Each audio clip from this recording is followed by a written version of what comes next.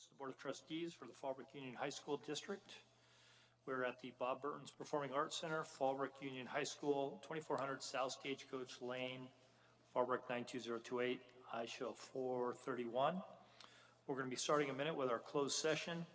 Topics to include public employee discipline, dismissal, and release, Government Section Code 54957, conference with legal counsel pending litigation, Government Section Code 54956.9 D1, conference with legal counsel, anticipated litigation, significant exposure to litigation pursuant to Government Section Code 54956.9 D2, and conference with labor negotiators, Government Section Code 54957.6, District Negotiator, Ilza Garza Gonzalez, Superintendent, employee organizations, FHSTA and SEIU, and the unrepresented employees, including the classified management, certificated management, and confidential employees. And finally, we have a student expulsion case number 05, F as in Frank, 2223.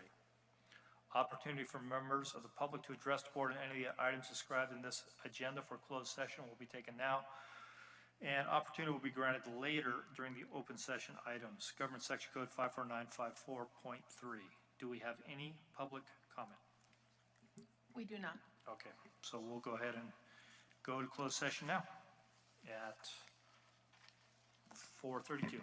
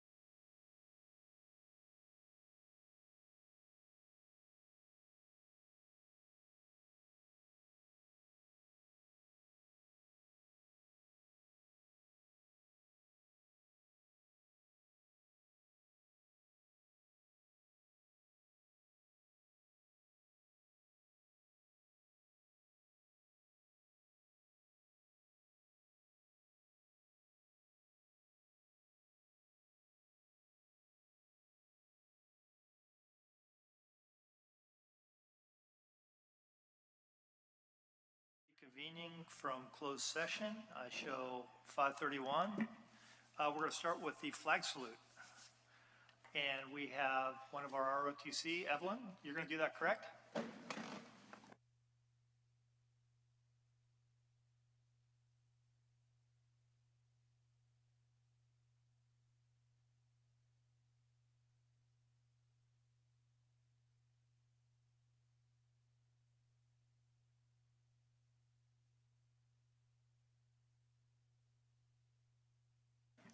Thank you. All right, roll call.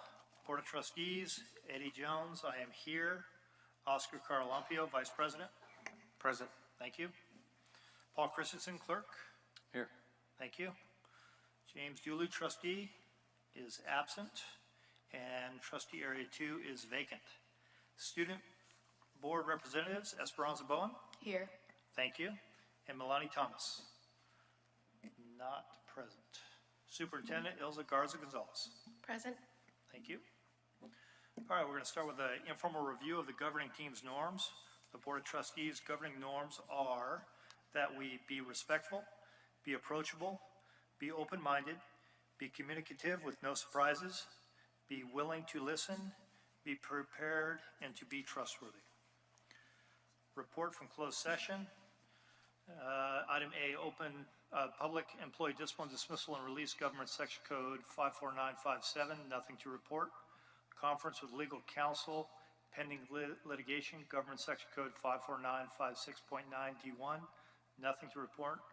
Conference with legal counsel anticipating litigation, significant exposure to litigation pursuant to government section code 54956.9 D2, nothing to report.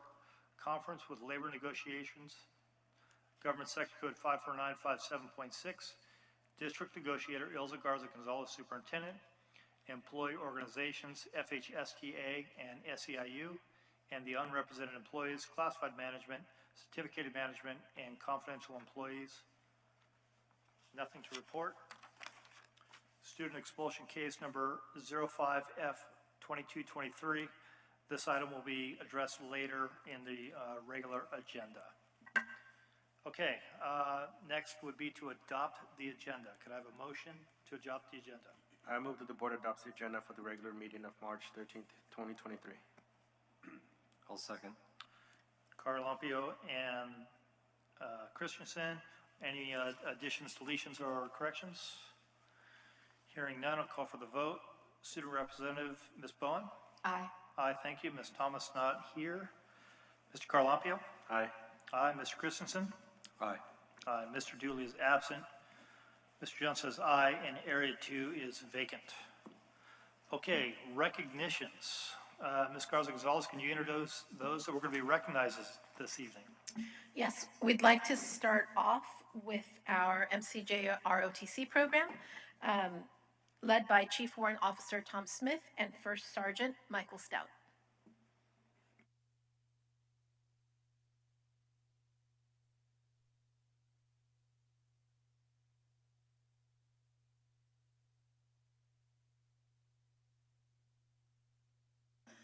Mr. Arnold, can you bring up the presentation? Thank you.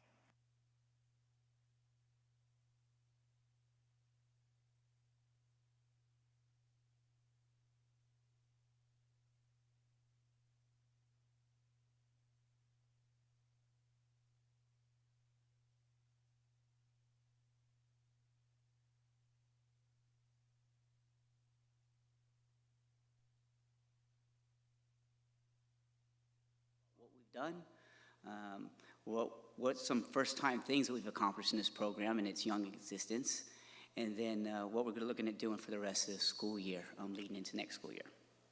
So without any further ado, I'll bring the first cadet up here.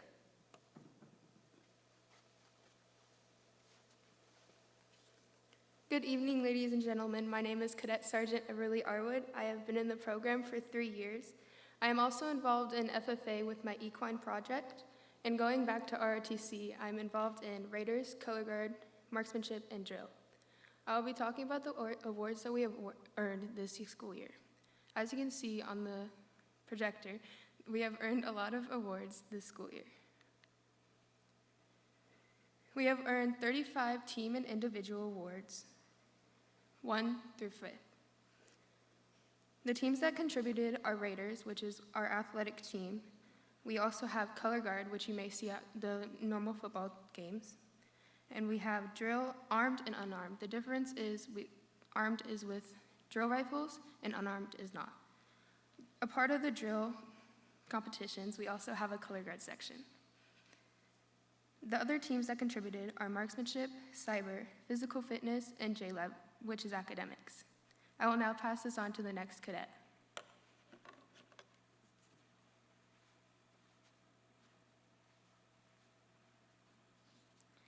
Good evening. My name is Cadet Sergeant Espinoza. I am a junior at the school, and this is my 3rd year in the program. As you can see in the picture, we started the school year off strong with leading and motivating the school spirit and culture by doing push-ups at every home football game. We were able to start a marksmanship team, which placed 5th out of 11 teams in their first competition in Fontana. Not only that, but our cyber team placed 1st in their competition that they did through Cyber Patriot. Talking about competitions, we did a color guard competition here at the school where we were able to host several surrounding areas, schools, to come and compete. We were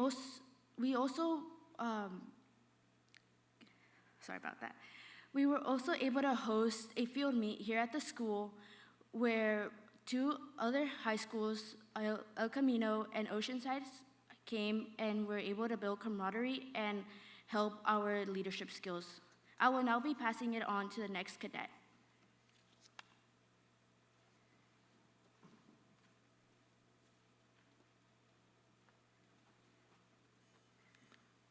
Good evening.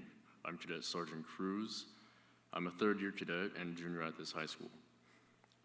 On top of ROTC, I'm involved in the Student Senate as well as the Asian Pacific Islander Club.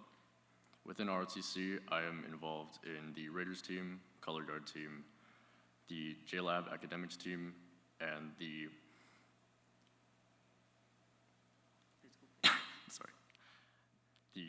male physical fitness team. Right here is a picture of myself and 3 other cadets who have qualified to the national competition this summer in Washington, D.C. for JLab. The other things we're looking forward to are a drill competition at Moreno Valley, as well as 2 Raiders competitions at Marietta Valley High School and Ramona High School. We are also looking forward to a hiking field trip at Marine Corps Base Camp Pendleton, which we're in the process of planning, as well as hosting a cybersecurity camp workshop this summer. And we have submitted scores for the National Youth Physical Fitness Test in Arkansas later this May.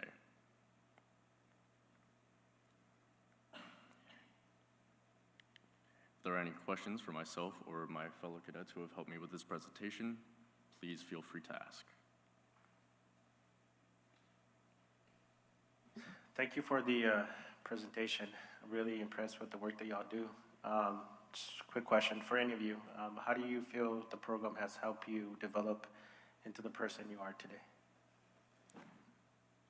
Personal development, I feel that I have been able to break out of my shell, as well as work on leadership skills and working with others rather than just focusing on myself. Would you two like to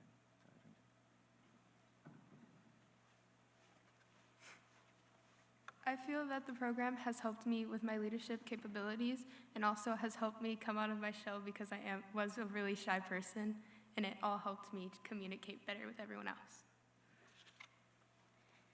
The program has helped me in so many ways, one of them being the leadership skills that I have been able to learn. I've learned to lead others and be able to know what process to take in order to be better at my grades and leadership and everything. Thank you. Thank you. Thank you all. We're really proud of the program and the work you guys are doing in your development. So thank you, and thank you very much for your presentation. Good job. Thank you for your time.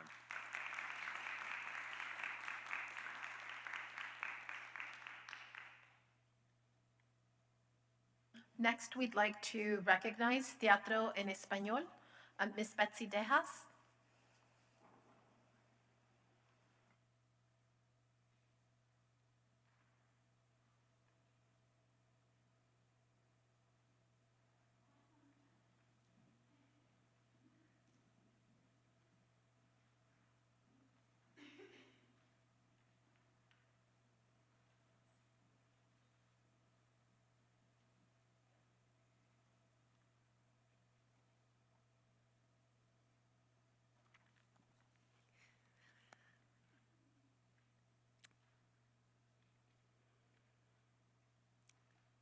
Thank you for the opportunity to be here. I am really sad that the one student who thought she could make it was ill today and didn't make it to school. So I'm here to represent. I told them I would represent and tell you a little bit about the history of teatro.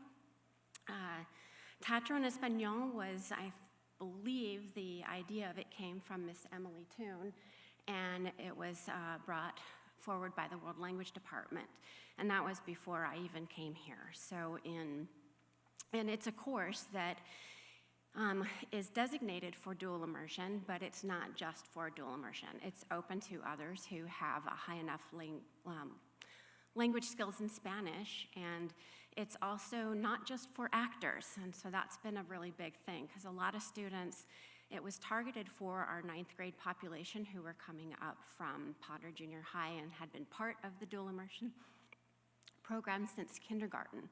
And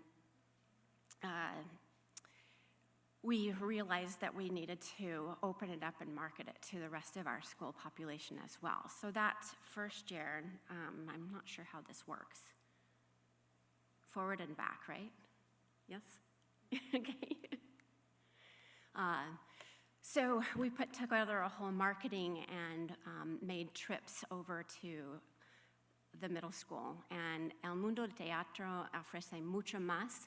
And so it's a whole lot more than just acting. So if people are interested in design, construction, fashion, and I'm sorry, my Spanglish is coming into my head. But fashion and costume design. Also, we've in the past had groups who were the administrators and their student directors, and then groups that are in charge of promotions.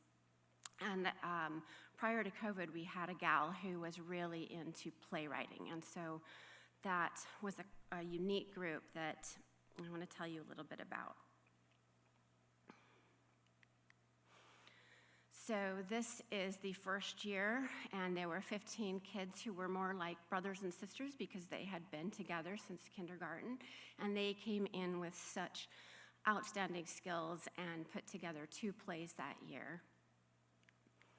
One was Un Recuerdo de Recitos de Oro y Los Tres Osos, so it was the Goldilocks and the 3 Bears, and all of our plays are a rendition of these plays. The second semester was La Cenicienta y el Polvetón, so it was a unique twist in that Cinderella had a brother, a twin brother, and the evil stepmother kept them in the basement, and they really did a great job putting together. We had our stage crew and our vestuario, or costume design, and the directors and actors. So having, I think there were 15 or 16 kids in the group that year, and that was enough to have the 3 different teams move through and create an experience for our venue has always been at May Ellis, and we go there, and it's fun because many of the students, that particular group, all but one, attended May Ellis and was part of dual immersion, and Then the second year, we had a big mix of students. Some of them were ELs and didn't speak a whole lot of English, and so there was a lot of camaraderie and teamwork and helping each other because the class is in both English and Spanish. And they were unique in the sense that this was the first year they incorporated actual students from Mayales Elementary. We worked very closely with one of the teachers there in writing in parts for the elementary children and then going over there once a week and coaching them, and it was part of their after-school program. And I believe I had 25 or 26 students that year, so it was a lot bigger group, and we could accomplish quite a bit breaking up into teams. So the classes run more like a theater company, and every year is unique and different. They got together and planned and wrote their own version of Alice in Wonderland, and it was just about ready to go to production when COVID hit. So it was all prepped and ready. We had the list of costume and design to be purchased, and the escenario or stage team had 7 different set changes that they had planned, and it was going to be a really big production.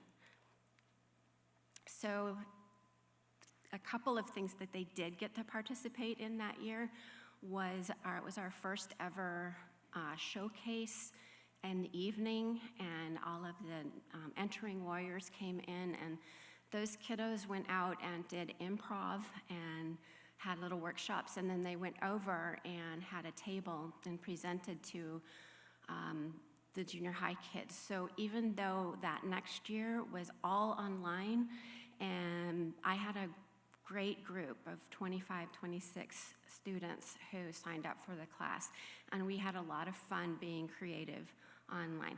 There's some links in here, but I'm not going to go into it. I just wanted to give you a little bit of a history of some things we've done, and if you were part of the board, I don't know if you remember this, I ended up having COVID at the time and couldn't be here to witness the presentation, but our department head at the time, Ms. Wilson, sent me pictures, and I worked very closely with Dr. Connie Martinez, and it was really a joy to participate in that and see our kids win some awards.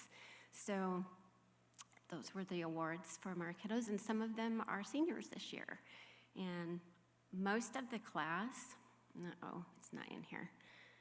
Yeah, okay, it is. So this is our production this year, and keep in mind we have 8 dedicated ladies who are very active and busy in the school community, and most of them are seniors, so they also hold down jobs, which is why they couldn't be here tonight, or are playing sports. But they single-handedly put together one of the most beautiful sets that has been created, and they did everything. They were the directors, the actors, the set design, and came up with their own costuming. And they said, yeah, we just got to all do it all, and they've been a great team to work with. And what they decided to do, they were very proud of their accomplishments, and they got to reflect on viewing the first presentation and then seeing their growth as they gained confidence after the first time. For most of them, I don't believe any of them except for one had ever been on stage before in this way. And they wanted to create some things to leave behind. And so together we talked about what would be the internal awards that they would want to see continue on year after year. And everyone unanimously agreed that these were our 4 awards, and Miss Victoria Alvaran was definitely most improved, came in very shy, and we could hardly even hear her when she got up to speak. And she was so much fun to watch on stage. She really got into her role and was one of the loudest that day on February 15th. And then best overall character development, acting, and costume. This was a key role. She played the role of the queen and was having a really hard time remembering her lines. But once she really understood the play, and she came there that day having watched some Disney character princesses and designing a big bustle in her dress and a funny walk to make the students laugh and really enjoy the play. And then Miss Erica Garcia, she brought in her couch and her chairs and all kinds of things. She even, she had to drive her truck that she had not driven in a while, and she said she crashed her truck trying to get our props to us. It was a little crash, but it was kind of a dramatic thing. And then our most creatively inspiring. So Janeth Cervantes Ochoa joined us in January, and she is an EL student. I don't know what the schedule changed that brought her to us, but she's been a godsend. She was the one who looked at these things that we had, which we beg, borrow, and steal. Well, we don't really steal, but Mr. Denshaw loaned us these giant cardboard tubes that had something for his camper shell that he's making. I said, we might be able to use those down the road, and they're just these giant tubes that ended up being our castle towers. So, and she had the vision for that. It's the girls and the students who do all this. Like, I'm not really that creative. I don't give myself the credit, but I'm really good at working behind the scenes and tapping into their strengths and what they bring to the class. And like I said, every year is completely different and unique. It's like running a little theater company. And that's, do you have any questions? Betsy Hall, thank you for your time and dedication in Teatro en Español. I was able to see one of your performances, and it was really great to see the audience be engaged with the actresses and actors. Some of your past students, or some of your current students were my past students.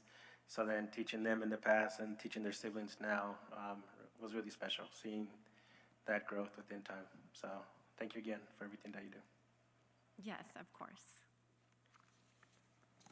And yeah, I think we have 4 that actually came from May Ellis, so half.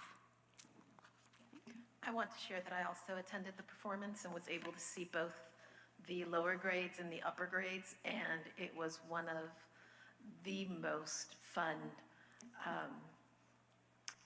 events that I've attended this year. So congratulations to you and your students. Thank you. Thank you. Okay, next we have Fallbrook's Finest. If I could have the board step down near the podium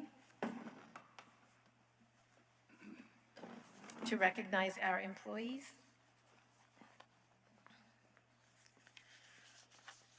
We're going to start with the recognition for Fallbrook's Finest for the month of February 2023.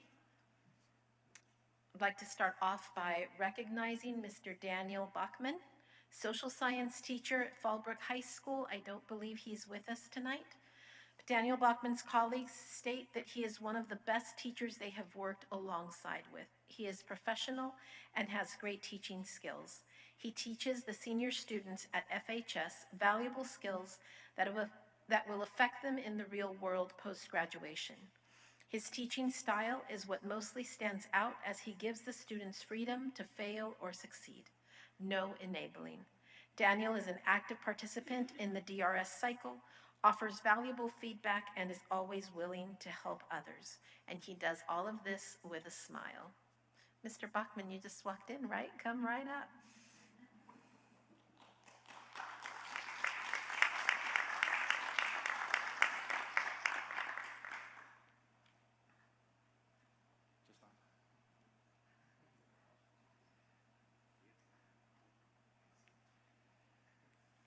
Thank you for being here.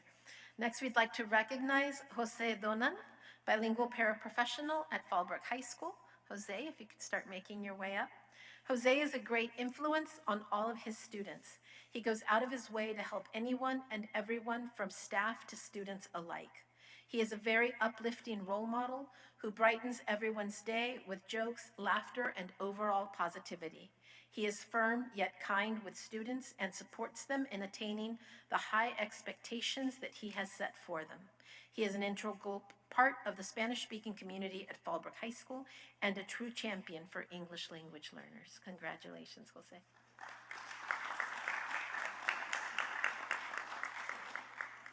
And finally, for the month of February, Megan Weblemo, Fallbrook Union High School District teacher on special assignment. A colleague of Megan shared that she has gone above and beyond to make her welcome as a new employee to the district. Because they share an office, she has seen her work firsthand. She's impressed daily by her work ethic. Megan is responsible for so much behind the scenes, testing, data collection, information being sent home to student caregivers, WASC training for Ivy and OASIS staff, as well as using all of the data to help drive decisions that help make Fallbrook Union High School District thrive. That continual pursuit of excellence should be an example to us all. Megan has worked on special projects for Fallbrook Union High School District for a number of years and always meets deadlines and supports new ideas with data. Thank you, Megan.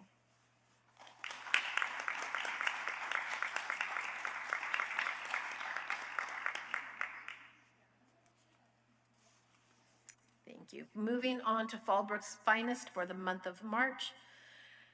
We'd first like to recognize Yunette Hernandez, Clerk 3 at Fallbrook High School. Yunette is positive, outgoing, polite, proactive, and extremely efficient. No matter what is going on in our office, she greets everyone with a smile and is always 2 steps ahead of almost any situation. Yunette is an absolute joy to work with, and we are fortunate to have her as part of our Fallbrook family.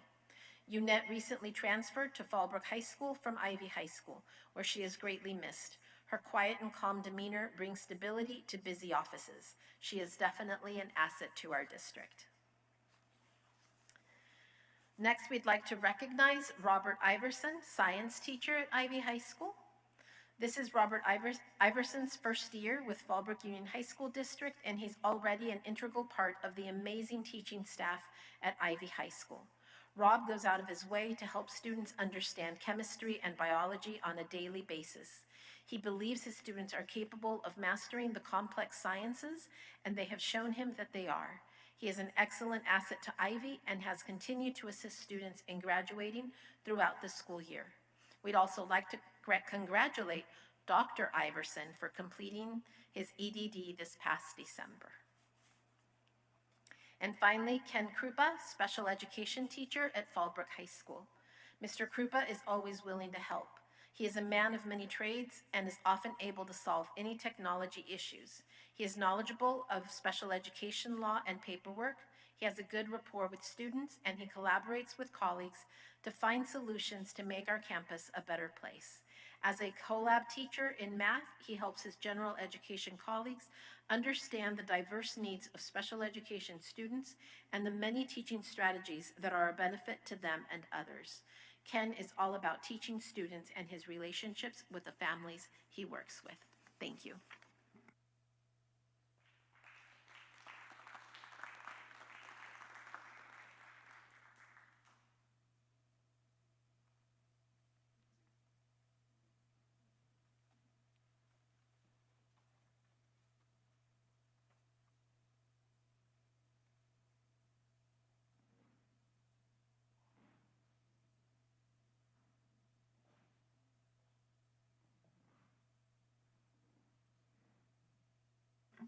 All right, thank you.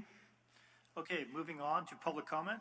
The Fallbrook Union High School District Board of Education encourages and invites the public to comment on agenda and non-agenda items. Individual speakers will be limited to 3 minutes. Per legislation 1292, the board will give twice the allotted time to members of the public who utilize translation technology or require assistance to address the board. Total public input on any one subject will be limited to 20 minutes and may be extended at the discretion of the board president.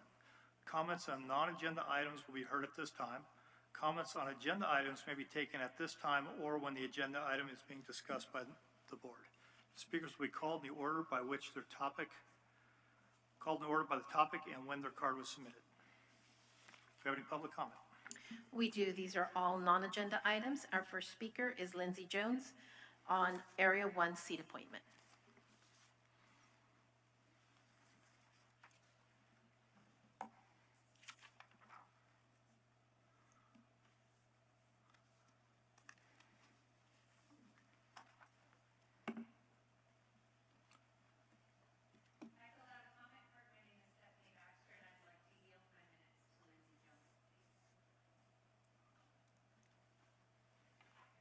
Hi, everyone. How are you doing? It's nice to see you all again. I did want to come here and let you know that every day when we drive into the school campus, my 4-year-old and I, we pray over the school.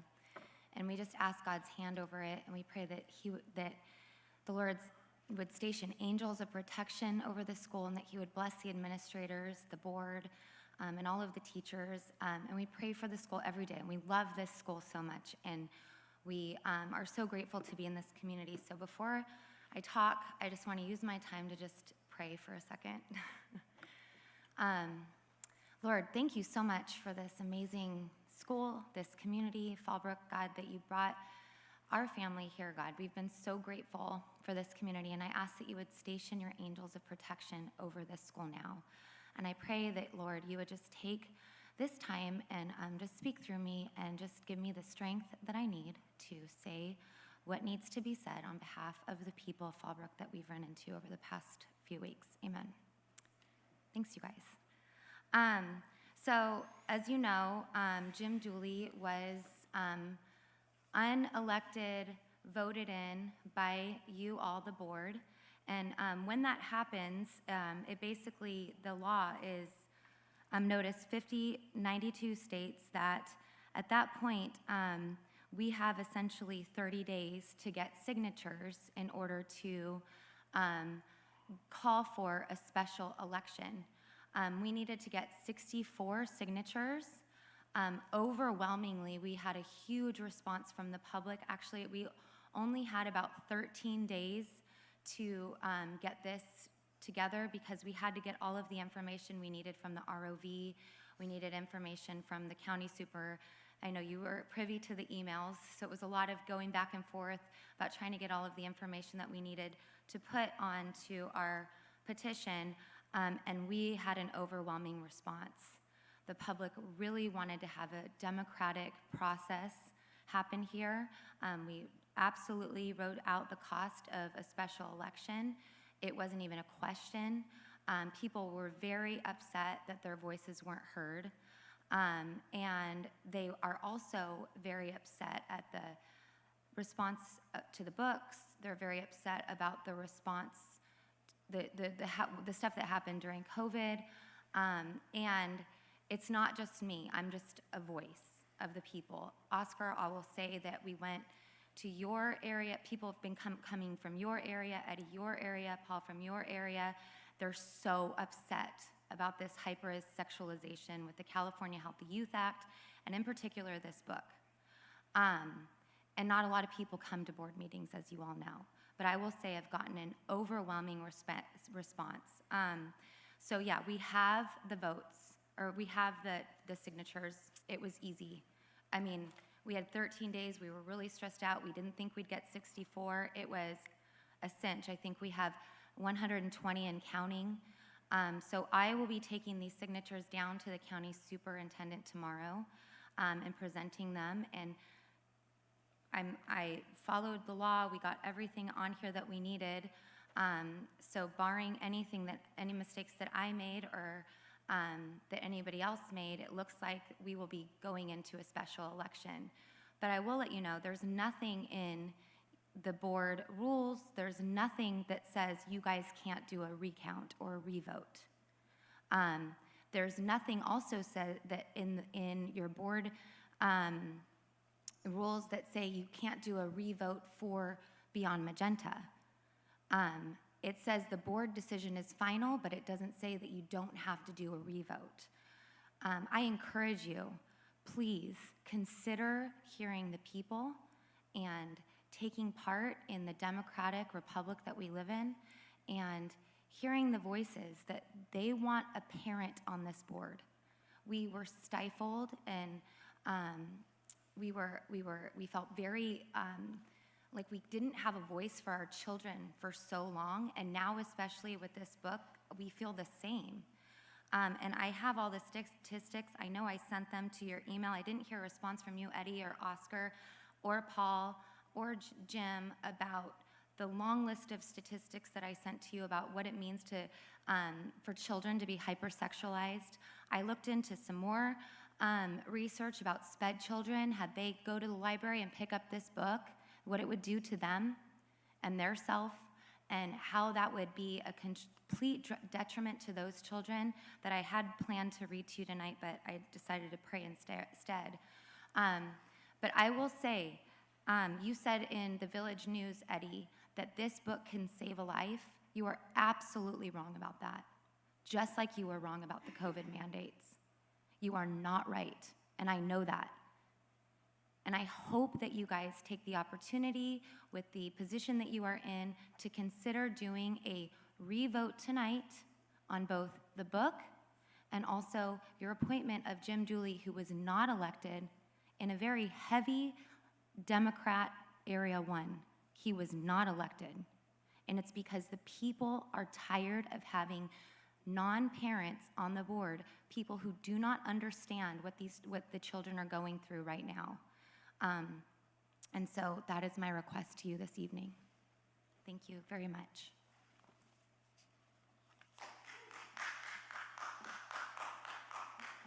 The next speaker, Kathy Lambert, on books.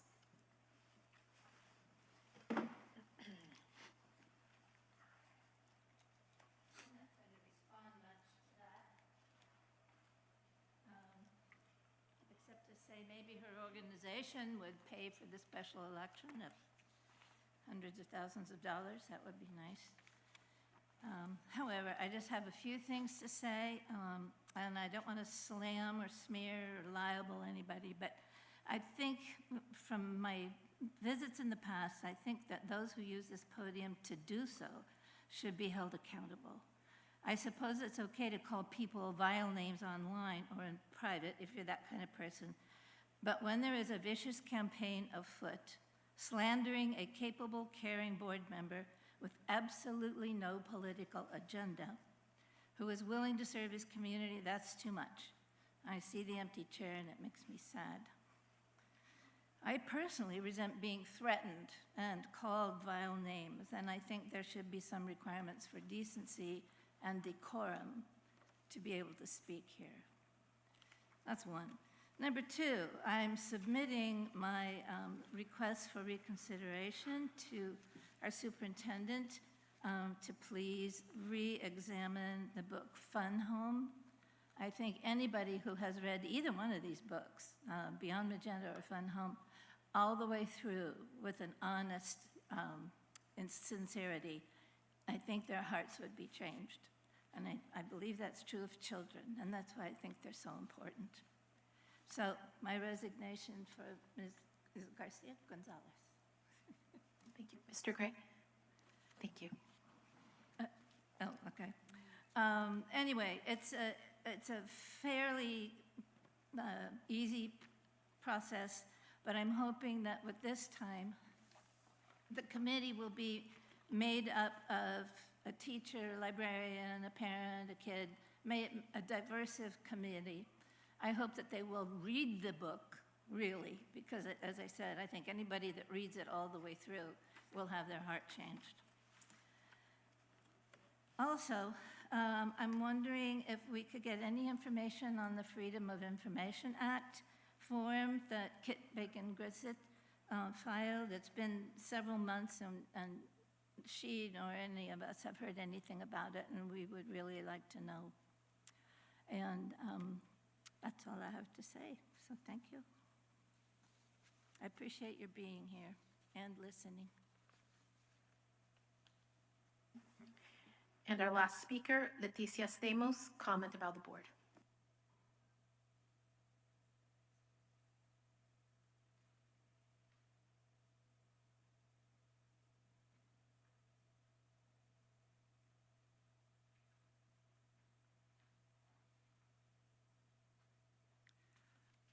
Before I begin, can I make one comment off the clock about the teatro?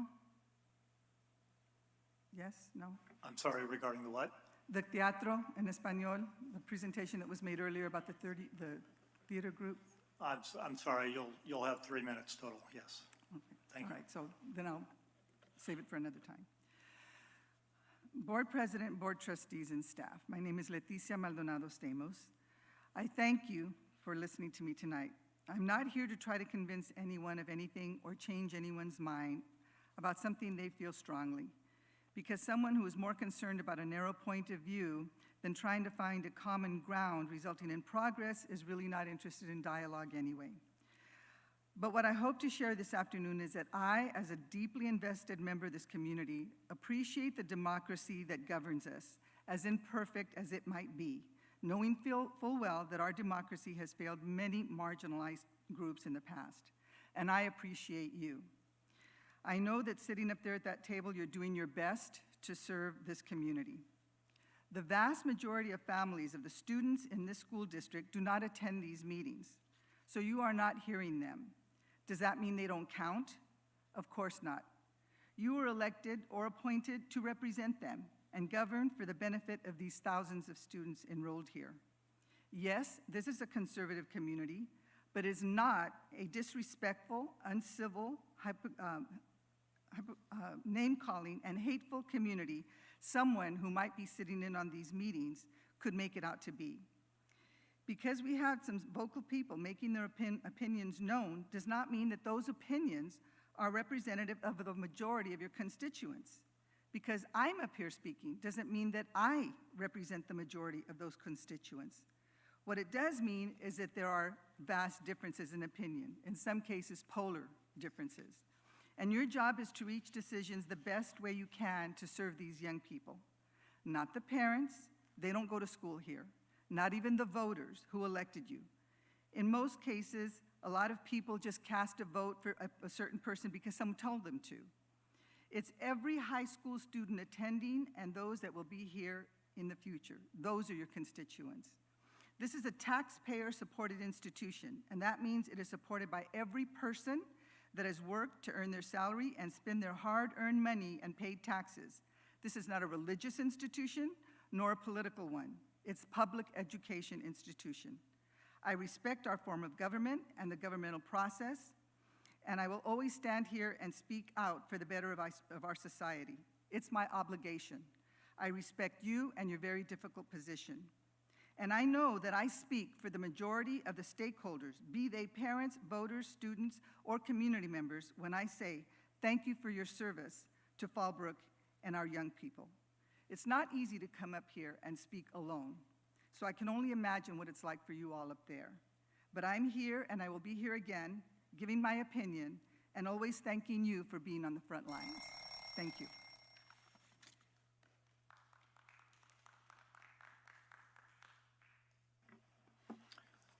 Thank you, everybody, for your public comment. We're moving on now to communications and reports. Reports from our student representatives. Good evening. We have had an eventful past 2 weeks at Fallbrook. Spring sports are off to a great start. Girls lacrosse has a 3-to-1 win ratio, and they had a recent win this past Saturday against Valhalla. Boys lacrosse has the same win ratio and had a recent win against Chaparral last Friday. Baseball has had 1 win, 1 tie, and 2 losses. Softball won their first game of the season against Valley Center. Boys volleyball has a 5-to-6 win ratio, and finally track and field had a meet last Thursday where Fallbrook students performed exceptionally. ASB had a spring sports pep rally where each of the aforementioned sports was recognized. There were also performances from our band, cheer team, color guard, danza folklorica, and dance team. The prom theme was announced at the rally, and this year it is Secret Garden. This week, ASB organized a March Madness Spirit Week with dress-up themes each day and games offered in the bowl at lunch. We'll be ending the week with a spike ball tournament.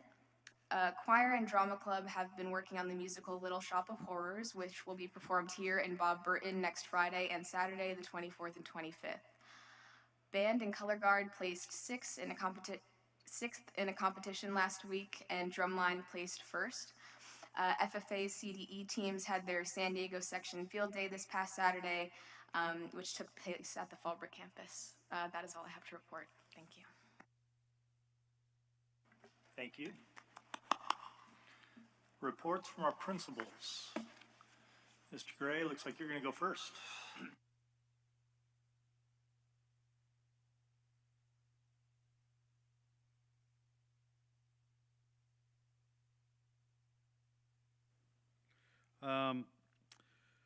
We just finished up our second trimester, thanks to Mr. Dooley, who attended our trimester awards this past week.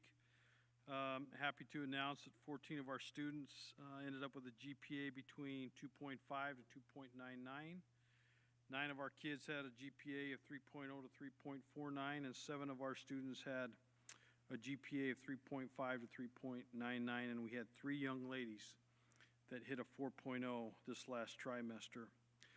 Our students continue to do well in Sal and comes up and works with our kids. 60 of our 80 seniors have currently filled out their FAFSA. That includes our ones that have graduated that are here now, and those, I guess I have to give them back to Miss Jones, our students that transferred back, but we'll take credit for that. But very, very happy for them.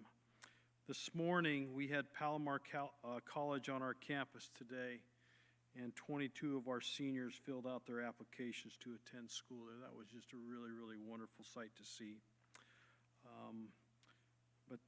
Arenda was also in with Miss Toon this morning, and we had a chance to pull in a student, and it was really enlightening. She was one of our 4.0 students, a junior, and has overcome some odds, I think, is probably the good way to put that, some challenges in her life. And it was very enlightening for us to sit down and just visit with her and ask her some questions about some of her goals and what she wanted to do. And thankfully, we have about another year to work on her and kind of give her a little bit of direction on what she wants to do. As of right now, college is not in her future. I think it makes her very, very nervous. And she's one of our 4.0 kids. So we talked about a number of things, but we have a whole campus of students that just kind of feel that way. So we're going to continue to do some things and work on our kids and attaining some goals for them. That's all I have. Thank you.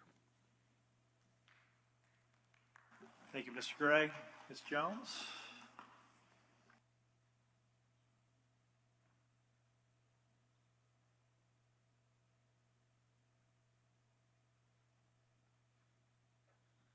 Good evening.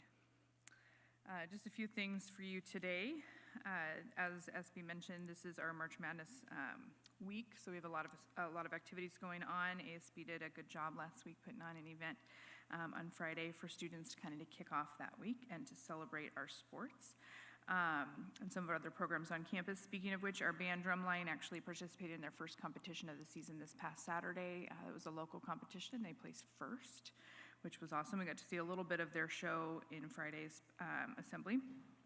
And then this is also the week of the California Agricultural Education State Leadership Conference. It's being held in Ontario this year, so a group of our ag leadership students will be there attending that event. We're actually just a couple weeks past what is National FFA Week, and I learned something that was new information for me. I knew we'd had a well-established FFA program. I didn't know that it was established in 1934. So coming up not too far off from 100 years of FFA on Fallbrook High School's campus. So the other thing that I just wanted to highlight is that today is actually the 20th school day out from the CASP testing that's coming up. So we'll come back from spring break. We have about a week, and then our students in 11th and 12th grade launch into the Smarter Balance Assessment and also the CAST, which is the science assessment. A few things just to know about why that matters to us and to our students. It is used as a college readiness indicator. One of the things that it does is help students understand where they are in the trajectory of college and career readiness. It's used by some community colleges and also CSUs. We've probably heard a little bit about the fact that the SATs are not necessarily the primary placement assessment that's being used by colleges, but they are relying on the CASP testing a lot of times to determine where a student enters coursework, especially in ELA and math. So it does matter to students individually how they score. It also allows students to demonstrate what they know and how they're doing in their academic journey. Provides feedback for us on the teaching and learning that we're doing here at Fallbrook High School, contributes to our academic performance accountability measures, and I know a lot of our students take part in the California State Seal of Biliteracy, and it's also used as one of the markers to indicate whether or not students are able to accomplish that state seal. So this is kind of a big, we do a 40-day countdown with staff. We're at the 20-day countdown now. just with especially kind of prepping our 11th graders just to understand what the assessment looks like, so nothing that they encounter during that week is a surprise, and also why it's something that we value and that we use as a school site. So thank you so much. Thank you. Report from our board members. Mr. Carlampio? Yeah, I want to, again, thank our administrators for the great work that they're doing. I know I've visited IB several times, and I had several family members who graduated from there. So I've just seen it transform, and visiting IB just, it feels great seeing students in class and the students, the teachers engaging with students and students engaging with teachers. So again, Mr. Gray, you've done some great work with IB. And same thing with Fallbrook High School. Principal Jones, I think you're doing a really great job. There's a lot that you have to keep in mind: athletics, conferences, academics, staff, students, parents. So thank you. If there's any way I can help with the CASP information, I know that I definitely want to, because I know that, correct me if I'm wrong, but in order for students to receive the seal of literacy, they must pass the CASP, which I think is information that a lot of students don't know. So they just think that by being in the dual immersion program, they can receive the seal of literacy, and by passing the AP test. So that that information is something that we should share. And again, if I could spread it around, to our community members, I would love to support in any way. As well, a couple nights ago, I came here to Fallbrook to pick up my niece from one of her practices. And it was just really great seeing, as I waited for her, I walked around, and I'm really thankful for the custodians who were doing their work. The campus was clean, people were driving up and down, doing their work, and it was just, it really takes community to build up our school. As I passed by the cafeteria, I saw some parents with younger students. I believe they were elementary, and they were doing some work in the cafeteria. I didn't step in; they looked really concentrated. But just from watching outside, it seemed really great that our school is being open for the community, and that community members are able to use our campus for activities and events, or just meetings. And then lastly, I passed by the field, and there was a lacrosse game going on, and there's just so much going on in our schools. So I'm really, really thankful for the school community that makes it run. And I'm definitely going to try to catch one of those baseball games pretty soon. Thank you. Thank you, Oscar. Yeah, I'm not going to go over all that, but just want to double down on thanking all the principals, APs, directors, admin staff, members of both unions for all the good work they're doing at the school. We're really proud of you, and it's obvious that there's a lot of pride at the school, from the staff down to the students and everybody in between.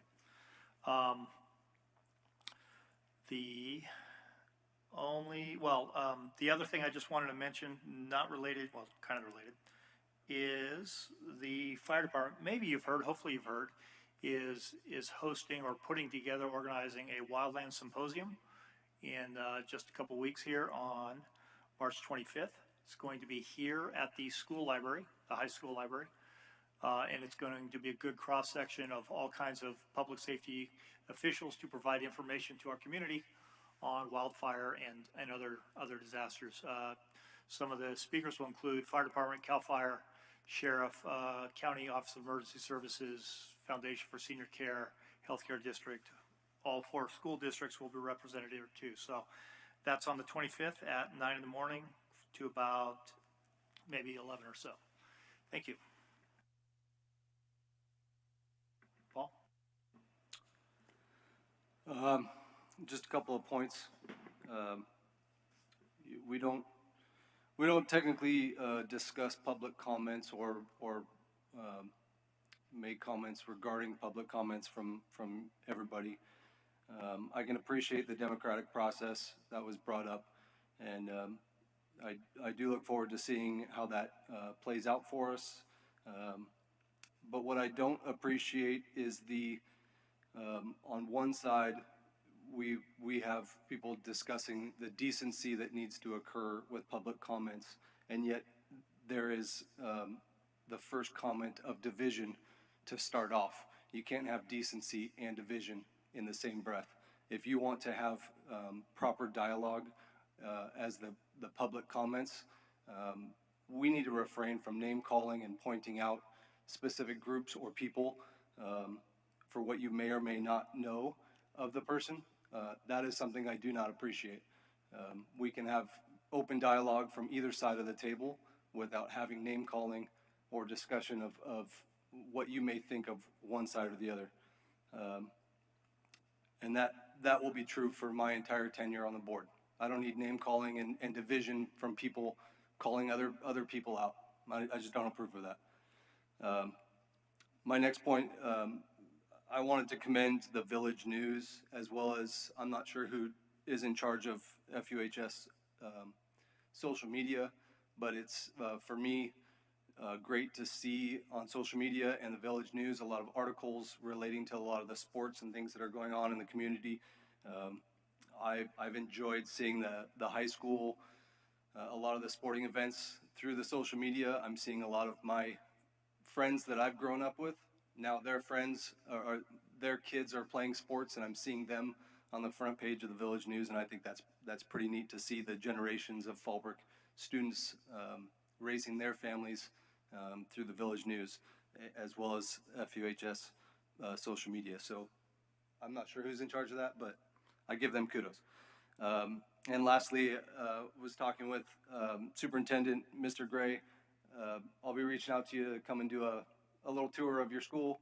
It's been a long time since I've been up there, and I drove by the other day and saw that it's changed immensely since I was in high school. And I look forward to coming up there and walking around with you and checking it out, and then followed with Ms. Jones of being able to come and see all the stuff going on and meeting some of the people at the high school. So I look forward to that. That's all. Thank you. And of course, the other two seats are not here today or are currently vacant. Brings us to a report from our superintendent. Yes, before I start with my report, similar to what Trustee Christensen said, we don't normally address public verbal comments, but I did want to clarify that Board Policy 1312.2, which has to do with complaints concerning instructional materials, is very clear that when any challenged instructional material is reviewed by the district, it shall not be subject to further reconsideration for 12 months. So the board decision is final for 12 months, unless after the 12 months another petition challenging the material is received. So Superintendent's Board report today, I want to talk to you about the CSUSM, the Cal State University San Marcos Alliance program. And we've just recently received the Alliance District scorecard. Mr. Arnold, if you could, I don't have the clicker, if you could move on to the next slide. The Alliance to Accelerate Excellence in Education was founded in 2013 and is an initiative aimed at improving college attendance and graduation rates for all Cal State University San Marcos learners. Guaranteed admission is part of the district agreement. As long as students meet the admission criteria, they receive guaranteed admission to Cal State University San Marcos. And here's a brief, under 3-minute video on the Alliance.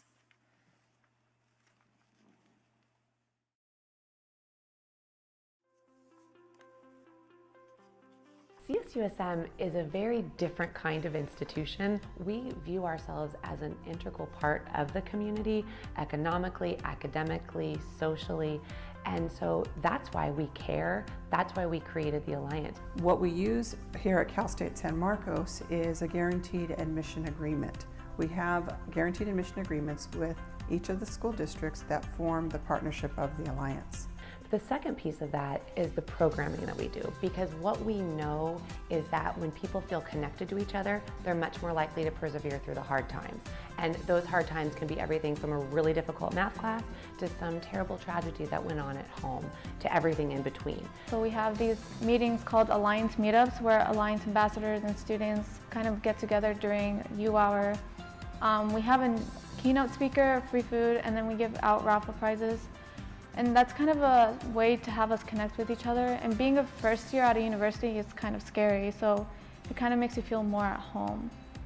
The role of the school districts is to provide the excellent education that they do for their students while working in partnership with Cal State San Marcos to ensure that those students are prepared and college ready. The 10 school districts of the Alliance range from Valley Center along the 78 to the coast, including Oceanside and Carlsbad, and up north, including districts in Southwest Riverside. So we cover all of North San Diego County. Connecting with, other Alliance students, in the end you could be meeting other people that might lead you to something greater, networking, for example. You can end up somewhere you'd never thought you'd end up being. And that's why we do what we do, is because we're all about creating students and graduates who have the tools to go forth and do good things.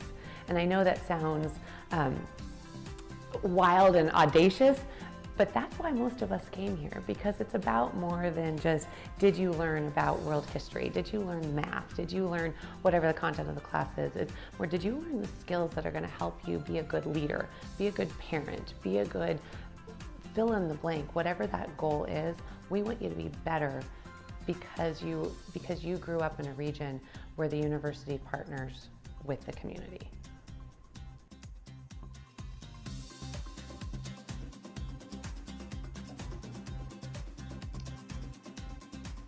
So that's a little bit about the Alliance and what it offers our students. Now I'd like to share a little about who are the students, the 2022 Alliance students from Fallbrook Union High School District.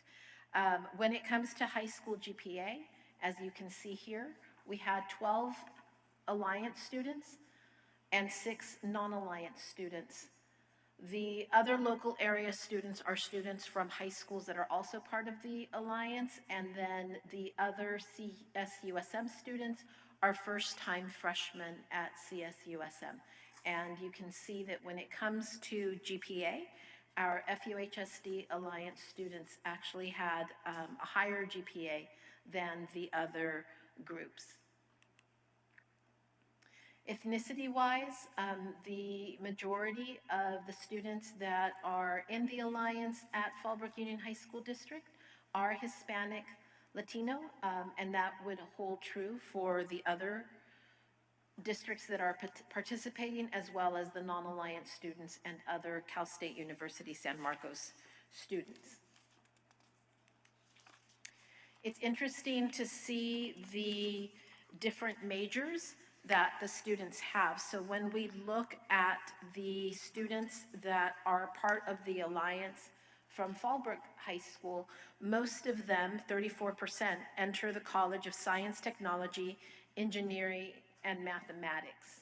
And that is followed by students entering humanities, arts, behavioral, and social science, with the lowest number or the lowest percentage entering education, health, and human services when it comes, again, to our Alliance students. The proficiency levels of the students that are entering the Alliance are important because these, again, are determined by the standardized testing that happens junior year. So as you can see, for 2020, Fallbrook Union High School District, many of our students needed support in ELA and math, but that was also similar to students from other Alliance districts. And then that number went down in 2021, where we're starting to see gains in test scores. And when you move to 2022, the majority of students, again, were proficient in both ELA and math. And this is by far the most important. One of the main goals of the Alliance is not only to provide students access to the university, but to make sure that they graduate. So the retention rates for Fallbrook Union High School District Alliance students are higher than they are for non-Alliance students for other local service area students, and for other Cal State University San Marcos students. And that has been the case since 2017.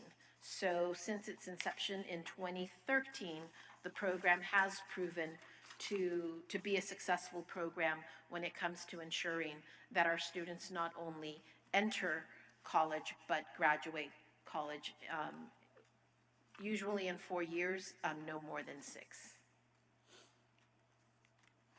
Any questions?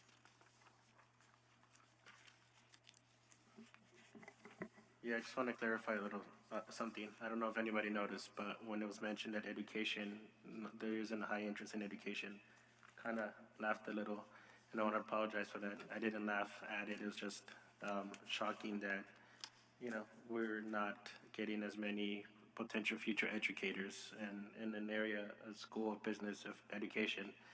It's a bit, alarming, but I know that that's out of our control per se in terms of they're going into Cal State San Marcos. But yeah, so I just wanted to clarify that. Yes, that was surprising for me as well, to see that we do not have many students pursuing degrees in that area. But it is good to see that the majority are actually pursuing a degree in the College of Technology, in STEM, the STEM field.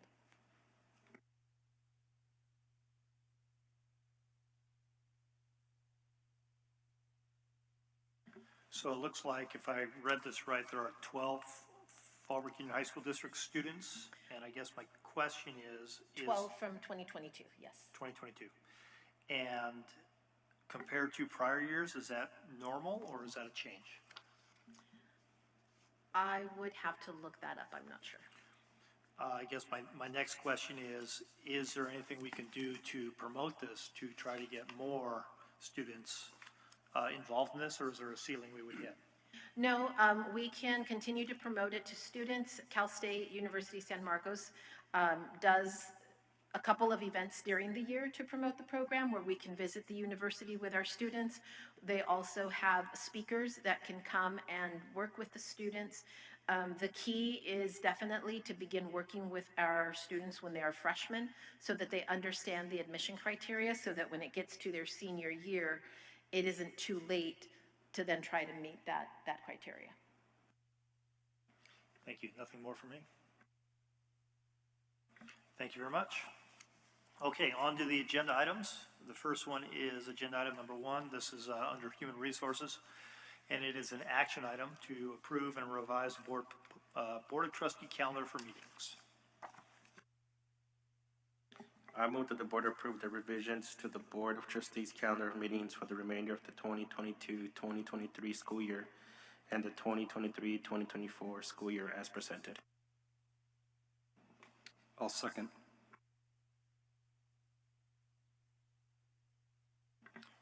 Ms. Garza-Gonzalez, can you provide us a background on this, please?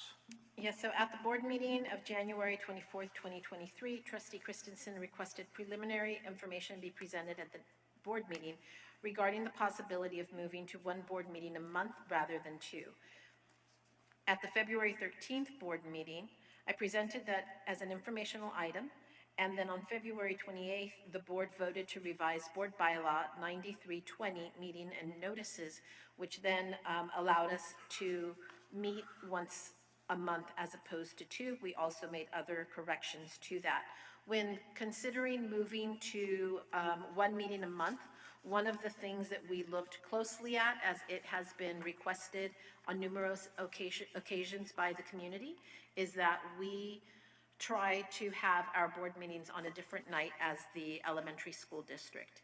So in looking at that, in looking at board meetings in other districts, especially Vallecitos, and looking at the availability of the PAC, we are proposing, you'll be voting on whether to move to the 3rd Wednesday of the month. Now, the PAC has already been booked for the year, so there are months where that Wednesday is not the 3rd Wednesday. It might be the 2nd or the 4th, and again, the reason for that is because the PAC is already being used for another event. So again, with the understanding that if necessary, there would be a special board meeting, and with the understanding that during the month of June, we are required to have 2 board meetings because of the LCAP and the financial budget report. Attached are the calendar of meetings. Most are on the 3rd Wednesday, and again, any discrepancy from that is because the PAC is unavailable on the 3rd Wednesday. All right, thank you. Any discussion? I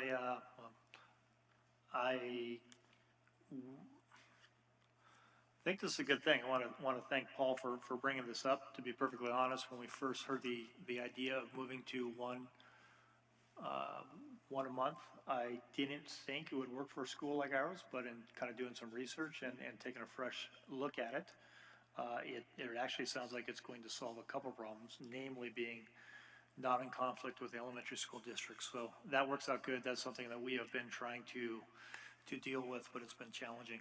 So, yeah, and then occasionally we might need to have a special meeting, but overall, I think this is going to probably work pretty good for us. So, Oscar, anything? Okay. That being said, I'd like to call for the vote. Ms. Bowen? Aye. Aye, thank you. Mr. Carlumpio? Aye. Aye. Mr. Christensen? Aye. Aye. Mr. Dooley is absent. Mr. Jones says aye, and Area 2 is vacant. So that passes, and then just clarification, we will be updating the website with the updated dates, correct? Yes, we will be updating the website with the new calendar dates, and we will also be sending the board agenda to those people that are on the mailing list a few days prior to board meetings, and updating them with the new calendar as well. And you will all receive calendar invites with the new board meeting dates sometime this week. All right, thank you. Number 2 is also an action item, increase to junior ROTC instructor pay. I move that the board approve the increase in general ROTC instructor pay as of January 1st, 2023 as presented. Well, second. Motion by Carlumpio, second by Christensen, excuse me. Any discussion on this? Yes, sir. Sorry, is it still that we must match the pay of the federal contract, or that? Yes, our ROTC instructors are not part of the teachers union, and their pay is determined by the federal government. The federal government pays for half of the salaries.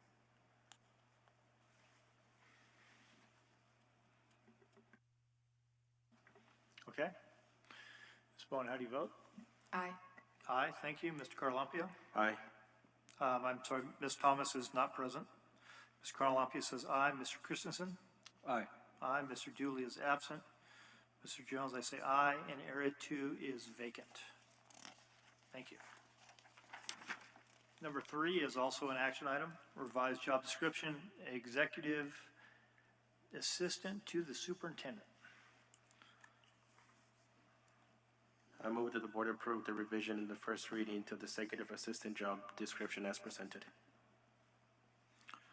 Motion by Carlumpio. I'll go ahead and make a second on this. For Jones, any discussion? I just want to say thank you to Carmen. She works pretty darn hard. Thank you. Appreciate that. Thank you. Thank you, Carmen. We're not there yet, but we're going to miss you. Ms. Bowen, how do you vote? Aye. Aye. Thank you. Ms. Thomas is not present. Mr. Carlumpio? Aye. Aye. Mr. Christensen? Aye. Aye. Thank you. Ms. Dooley is not here. And Mr. Jones, I say aye. Area 2 is vacant. Number 4, action item. This is for the 2023 School Board Association Delegate Assembly elections. So as an action item, we'll need a motion on this to discuss. I move that the board I move that the board vote for no more than 7 candidates to the 2023 CSBA Delegate Assembly as presented. And I will second that. Carlumpio and Jones.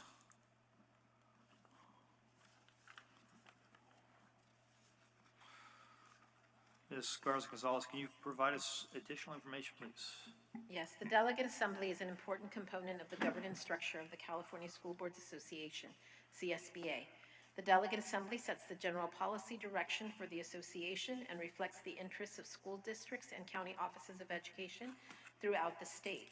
It is made up of more than 270 delegates who are elected by local board members in 21 geographic regions throughout the state. Some geographic regions have been further divided into subregions. Delegates serve 2-year terms beginning April 1st, 2023. They meet twice a year to conduct business and may also meet with the other delegates and the director within their region. They participate in CSBA events and maintain contact with local boards. The Fallbrook Union High School District is in CSBA, Region 17, San Diego County. There are currently 9 vacancies for Region 17. 12 board members from Region 17 have been nominated by their respective districts to serve on the CSBA Delegate Assembly. All boards within Region 17 may vote for up to 7 from among those 11. There are no financial implications associated with this agenda item. There is no alignment to the LCAP, and you do have the biographies of the candidates from which you are going to select 7. All right, thank you. Give me just a second to pull this up.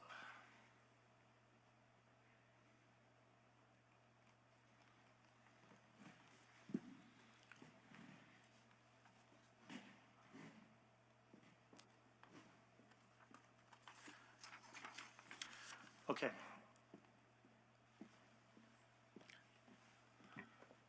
Yep. Does anybody have any recommendations to start?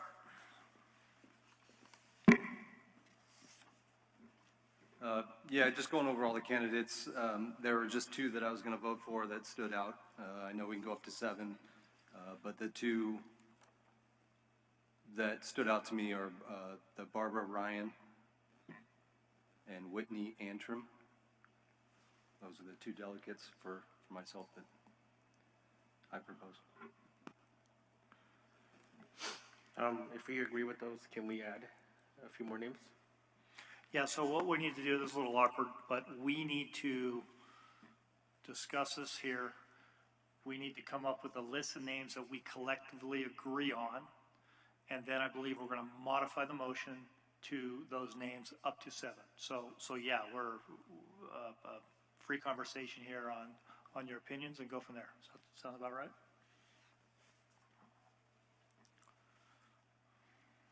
I want to recommend Cipriano Vargas, Katrina Young, Whitney Antrim, and Eva Lopez.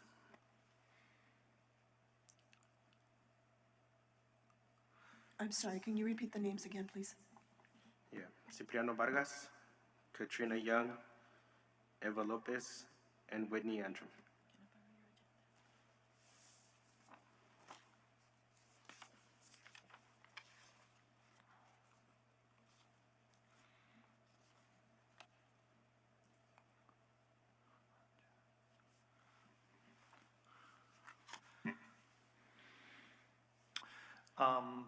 So I think, Paul, you had 2 names. Oscar, you had 4, including 1 overlap. So those are 3 additional names if I'm tracking correctly. I'm good with all those. The only one I would like to add would be Kate Bishop to the list.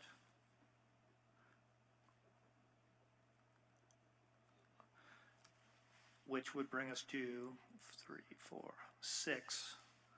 I'm actually fine with just doing 6. Is everybody okay with those names collectively? So what I have here is Whitney Antrim, Barbara Ryan, Cipro Vargas, Young, Katrina Young, Lopez. I'm sorry, first name was? Eva Lopez, thank you. And then Kate Bishop. Are we good with that? Is that what you have right now? Yes. Okay, so what I would like to do is make a motion to modify the motion to make our vote for those 6 names that we have listed there. Next step, I just modified the motion. We get a second on that. We vote to modify. Help me with the steps here. Ms. Hatcher, do we have to modify the motion? You don't. You just have to, because you've selected the names. Okay. So you're good. You're telling me I'm overcomplicated yet? Yeah. All No, right, so you're we've good. got those 6 names? Yes. Yes. Now, do we vote to lock those in? Let's see, the motion was that the board vote for no more than 7 candidates to the 2023 CSBA Delegate Assembly as presented, which you've done, so now you vote. Okay, so we call for the vote now. And does our student representative vote on this also? Ms. Bowen, how do you vote? No, you don't vote. Good job. Mr. Carlampio? Aye. Aye. Mr. Christensen? Aye. Aye. Mr. Dooley is absent. Mr. Jones says aye, and Area 2 is vacant. Thank you.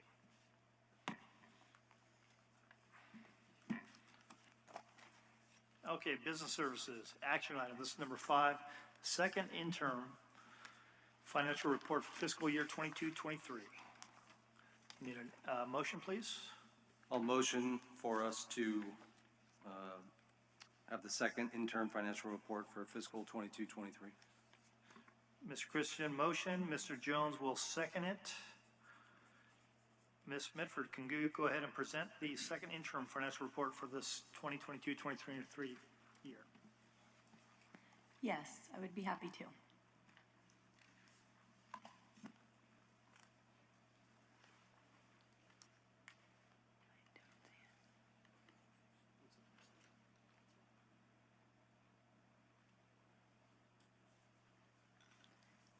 Okay, the second interim is the budget revisions and actuals as of January 31st, 2023. So at first interim, those are the budget and actuals as of October 31st, and then we advance to January 31st, and that's second interim. And these are the changes, and this is a combination of restricted and unrestricted together. So the second interim is now our LCFF revenues, which are property taxes and state aid, $29.4 million. That's an increase of $93,916. The reason for that is our percentage of supplemental concentrations on duplicated count students increased a bit. Federal revenue, at first interim, it was $6.8 million. It's now $5.5. The reason for that, we didn't lose revenue, but in working with Ms. Toon, we went through the plan for the rest of the year, and since we're already halfway through the year, we're not going to spend all of our federal revenue, so we took some out. I kept in the budget what we've already spent and planned to spend, but what we don't plan to spend, we just removed from the budget. Otherwise, it's going to be too much of a variance when we go to close the books at the end of the year. State revenue was $7.9 million at first interim. It's now a little over $8 million. It's an increase of $92,000. We added in some state one-time funds, some grants, and local revenue just went, I increased it by $10,000 because of our use of facilities. And I really wanted to put together, I wanted a comprehensive report to let the board know what one-time funds we have, because we have so many. And they all have different spending deadlines. They all have different reasons for the grants and different things, eligibility that you can spend them on. Some were spent when COVID first started. Those have already been spent. Some started back then. We're still spending them. Some go into the next couple years to spend. So what I want to do, it was way too much to put in a slide. So I will compile an entire report that we will send to the board, listing all of the one-time funds, the resource codes, what they're supposed to be spent on, what our plan to spend them on is, and when we plan to spend them, and their deadlines.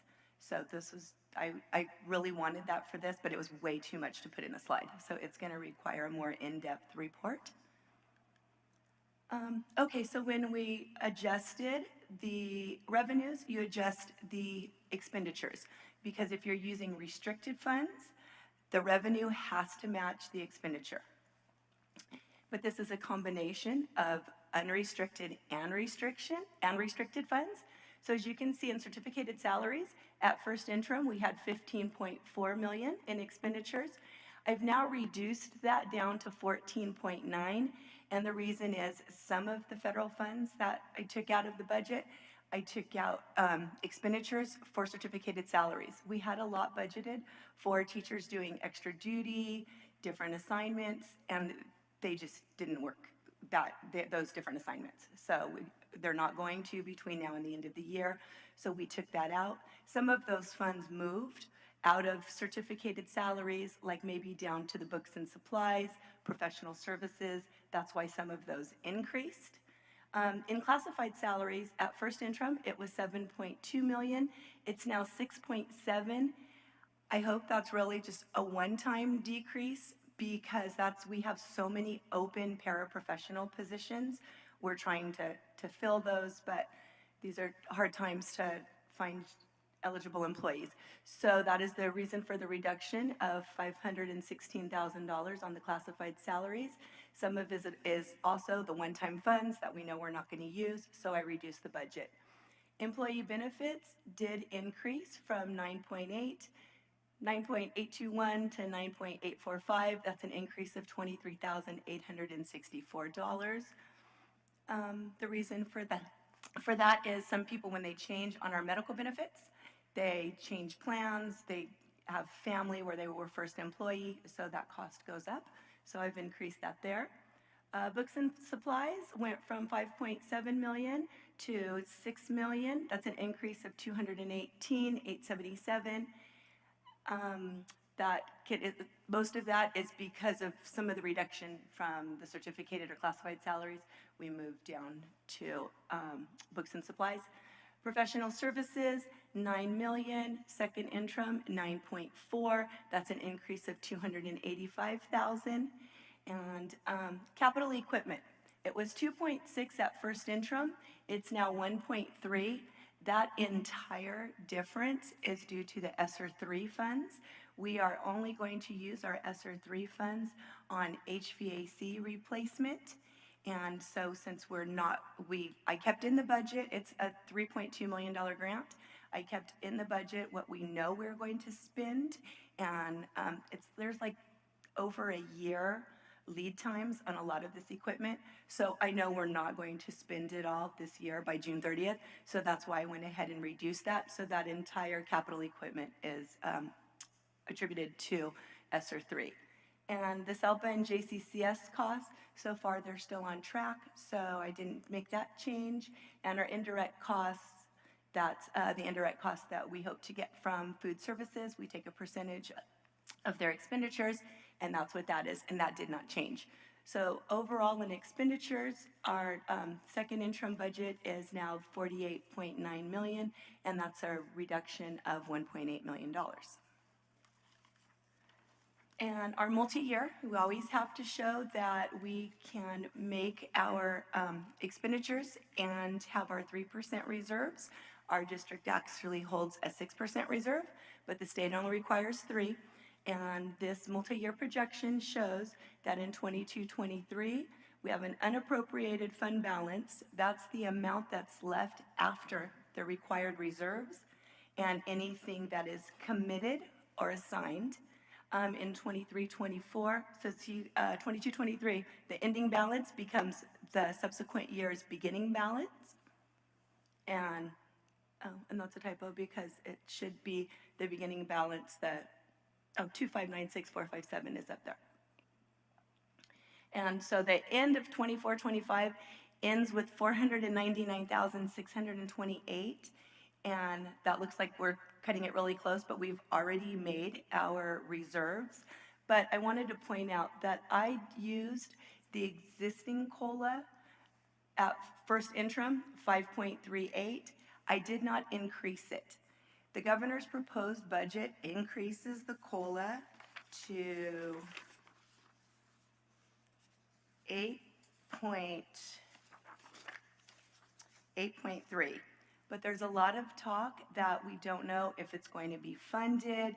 Is it really, when the May revise comes, because the budget comes out in January, when May revise comes, is it still going to be 8%? Is it going to be lower? So I thought I'm going to be conservative, so I kept the revenues only on the 5.38% COLA. It would have been a difference in 23-24. It would have increased our revenue by $789,000. That's the difference between the 5.38 COLA and the 8% COLA. But in this multi-year projection, we're only using the 5.38. And we'll know the real numbers when the May revise comes out. This year is also really touchy on May revise. The reason it's usually in May is because we've already received the tax collections from April income taxes. But this year, since there's an extension, we're not going to have all the tax revenues. They were extended to May, and a lot of counties were actually extended to October. So the May revise is going to come out a little with some guesswork because we're not going to actually have tax revenues. So in light of all of that and what we hear, I have a CBO meeting on Friday. One of the agenda items is what happens if they do not fund the 8% COLA that was originally proposed in January. So I just went ahead and was conservative with the 5.38, but we still make our multi-year projection and we still are positive in our third year. And a part of what's happening in our district right now is our enrollment to ADA.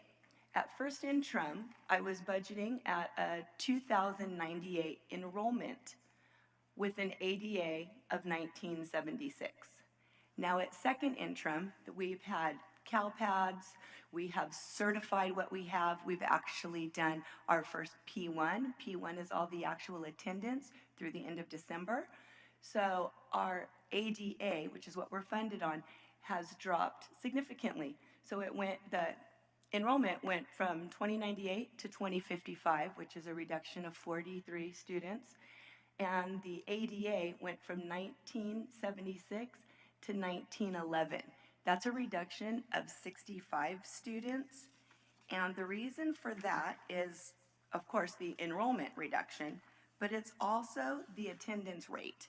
We used to have a 94% attendance rate, and our attendance rate has gone down, but it's down like between 92.5, 93. But what's really affecting that is in 21, 22, when we returned from COVID and we had all of the mandatory quarantines, our percentage rate in 21, 22 was only 88.88%. So what the state has done is they've offered a hold harmless where we can do the average of 3 years, and that significantly helps us. So that's what brings our ADA higher, because it's our average of 3 years.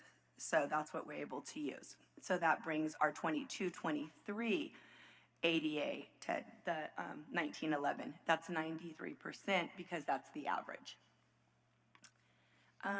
And just to let you know, when I looked at this and I'm like 43 students left, where did they go? So I asked our data person and she ran numbers. The majority have either moved out of the district or the state of California altogether.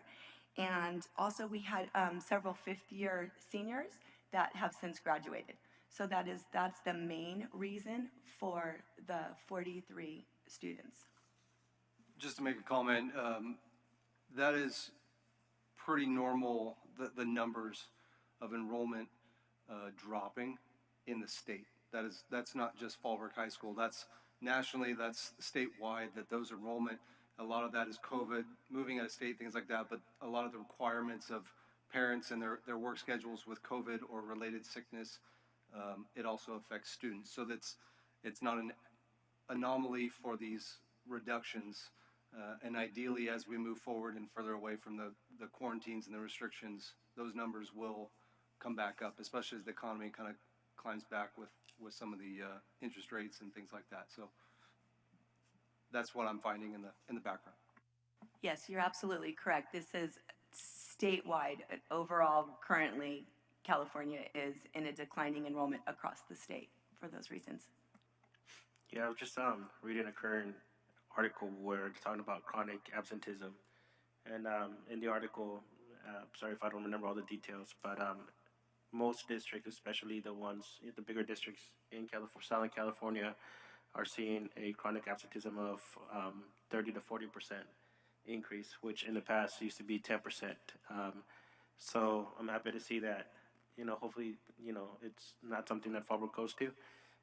Again, I think we're taking practice steps to ensure that that number of chronic absenteeism doesn't increase.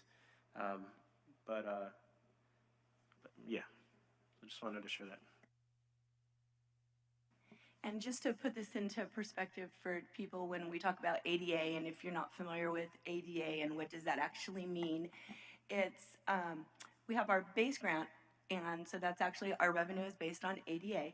And for 23-24, the base grant was 8.13 COLA, would make our funding $12,005 for students, base students. With a grade span adjustment, and that's because we're a high school district, 912, we get an additional $312 per ADA. So that brings the total $12,317 for a base student. And if we have an unduplicated pupil, that's either one of the foster youth, English language learner, homeless, free and reduced meals, they start with the base grant as well as the grade span adjustment, but the supplemental grant we're always referring to, that adds an additional $3,318 per student. So that's $15,635 per ADA. So I just did some easy math at the 65 students that we lost from first ADA from first interim to second interim. If they were base grant students, that's a loss of $800,000, and unduplicated pupil count is a loss of $1 million, and that will be reflected in the 23-24 budget. So, did you have a question? I did. You mentioned earlier, you talked about how the state has made adjustments to help us out, and you call it the hold harmless. My question is, when does that protection end, and how will that affect our budget when it does end? Right now, it's 3-year, and so that was the average. So after those 3 years, then it's based on our regular ADA. But we already have a hold harmless in place that we always get funded on the prior year. So that way it gives you, like they call it, a year before you fall off the cliff. So if we were to lose the students, 65 ADA in 1 year, but we're still funded on last year's ADA. And then next year, if we lose more students, we're funded on this year's ADA. So every year, you're funded on the prior year if that's greater. And in a current year, and our enrollment, I ran a new cohort model. We use the 5-year, and then that feeds into a 3-year. And we're projecting a flat enrollment with maybe a very small decline, like 3 or 5 students. And so we're not really anticipating too much more decline. So then we would stay flat. And I also include that here. So in my conclusion, the board will file a positive certification because we can meet all our expenditures with the state's required 3% reserve in our 3rd year. That makes us positive. We're projecting a minimal enrollment decline for 23-24, an ongoing flat, minimal, as I said, maybe 3 to 5 ADA. And I did, in our ending fund balance, I assigned $250,000 of the ending fund balance for a possible special board election after the last meeting. I wanted to be sure we were accounting for that.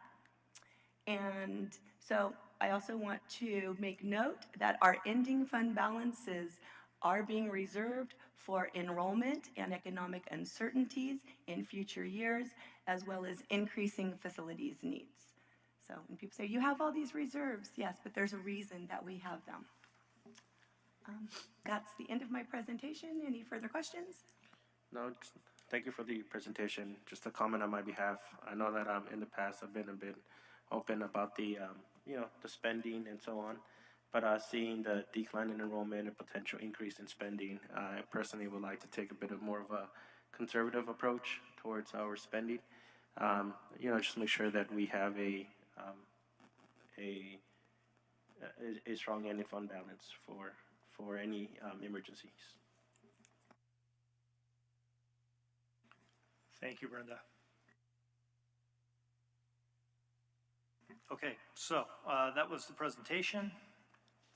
And now we need to go ahead and vote. Any discussion on the second interim?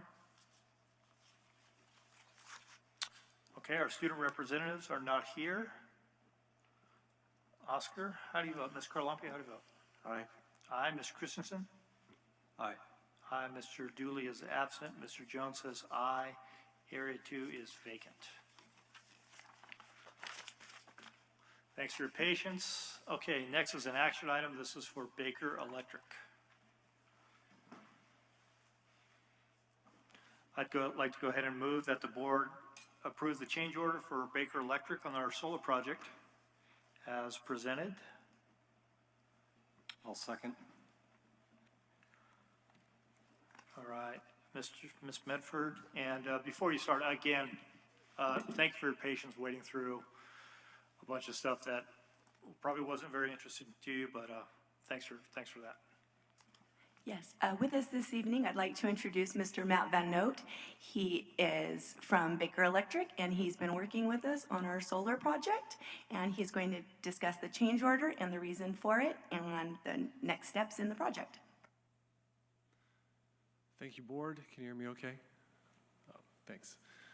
So I have a couple of slides presented. It's not terribly long. I want to show you kind of what we've been going through over the past better part of a year. It's been about 9 months probably since we got fully under contract. This is what we started with. The last board had a strong target of 1.1 megawatts of solar to take you up to the Rule 21 cap without going over it and requiring a interconnection study from SDG&E, which can take a long time and be very expensive. This was the original design. Very clean. It wasn't out in the field, the ag field, where I think you guys were sort of forced into previously. So lots of covered parking with solar panels on them. This is what we found once we dug into this a little bit further. You've got some pretty big easements going right through where a lot of the solar was going to go. The straighter lines there, horizontal and then turning to vertical, is an old road easement when the parcels were combined that wasn't vacated. And then we've got another blue one there. It's kind of curved, going right down from sort of northeast to southwest. That is a water easement with the County of San Diego. And then we've got a red and a green easement just in time for Christmas. Those are Fallbrook Public Utilities District easements. I don't know if you guys know a lot about easements, but they take a long time to vacate. Could be a year and a half. We didn't want to add that onto the project, so we started looking at solutions, growing the canopies to really long, almost double span kind of options, restriping the parking lot, getting really creative to get that Rule 21 maximum. In that process, we essentially came to the conclusion of eliminating some of the capacity, staying within a more conventional existing parking pattern. You can see we've cleared where the easements are of the parking canopies. That's essentially what we've done here. And then maintain our DSA pre-check status. So the idea with this solution is not only that it fits within the easements, it's buildable this summer. So we're ready to go through DSA pre-check. We're ready for a late June construction start, okay? So that's another benefit of this option. I put together some of the project economics to compare where we were to now. A couple of things had changed. Obviously the system size or capacity has gone down. The payment on the system has also come down, but as a rate, it's gone up because of the cost of equipment, steel, inflation's affecting solar just like everything else, basically. There's also the additional incentives available. So now we've got the 30% tax credit that's available to nonprofits and schools through a direct pay feature. In addition to the 30%, there's also an additional 10% adder for USA sourced steel, which we definitely will have on the steel canopies. And then you're actually paying less after the incentives than you were before with the larger system. So the other big one there is right below that, the current electricity costs. That was from last year, 859, and now we're up over 1.1 million. And it's everywhere. I mean, you probably see it at home too, or your businesses. It's crazy. So this is still a really good option. You can see the first year annual savings are still tremendous. Not as good as they would have been with the giant system, but still pretty good. And then, yeah, well over $16 million in electricity savings. That's with a 3% annual rate increase, very modest. We've seen over 10 in the last 12 months. So now you've got that 5-year payback as opposed to 8 with the incentives. It's still a great value to the school. Finally, I just want to talk about this project schedule. Like I mentioned a little bit earlier, ready to go, DSA pre-check right now, construction this summer. There are some very long lead times with some electrical equipment right now. Medium voltage transformer for the main electrical interconnection is a 45-week lead time, as well as panel boards. We need a 1600 amp panel board. It's a tremendous lead time right now. The first one that was given to me was 75 weeks. We're trying to work that back to meet the medium voltage equipment, which is 45 weeks. The reality is this project will be built. The canopies will be safe, constructed, complete. The parking lot will be patched back. Everything will look very nice and new, like the solar is working. The solar will not be working. It'll be waiting on the medium voltage equipment and the panel board. The closeout is expected for essentially a year from now. We would love to improve that. Obviously, we don't get to bill you until we build it, so we're really anxious to do that, but we're like everything else, the HVAC and I don't know, you name it these days with some of the lead time problems. Okay. So I want to give you guys the opportunity to ask me any questions you got. You mentioned some of the lead time for some of that stuff. What about steel? Is there a delay with the steel as well? No, the steel's actually pretty good. There was like a year and a half ago, but right now it's not bad.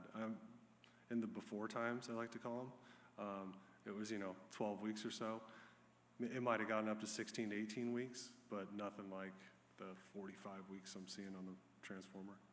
So in essence, as the steel has changed, pricing changes, the transformers incidentally will turn around potentially and have a quicker lead time based on economy, just the time frame, the request, and staying vigilant on that request to follow up and see when it's going to be available sooner than later. But we also don't pay you till it's turned on, right. And we also don't get the incentives till it's turned on. That's a really good point too. Well, the incentives though are, we would have to energize this year for you to recognize them next year.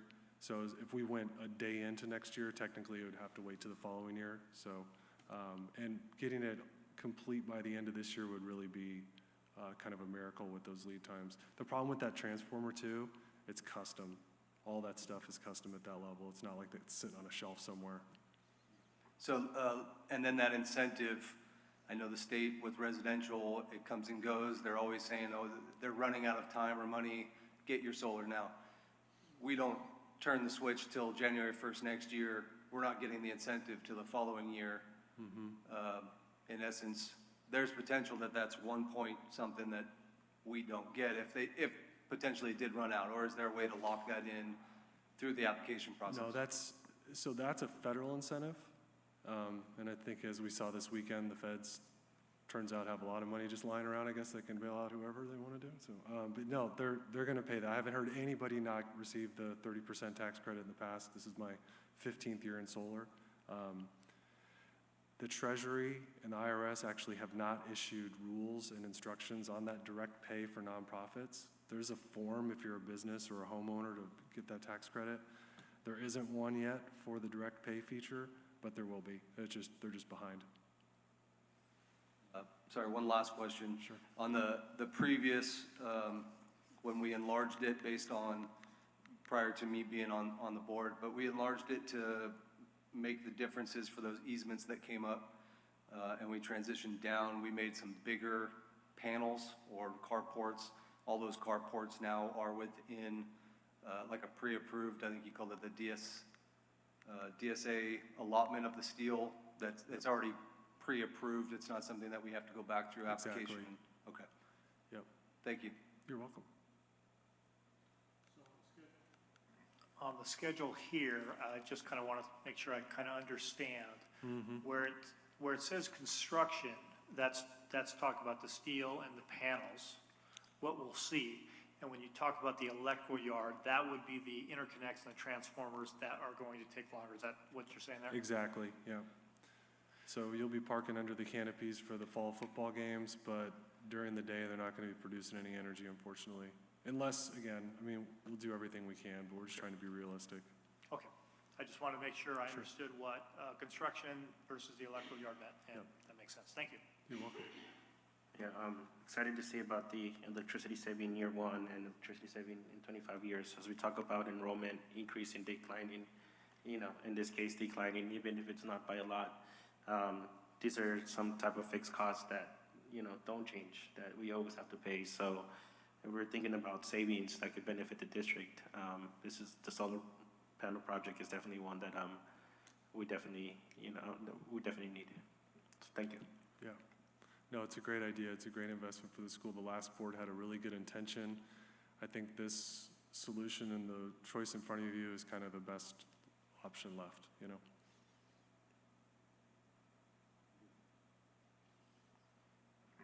All right.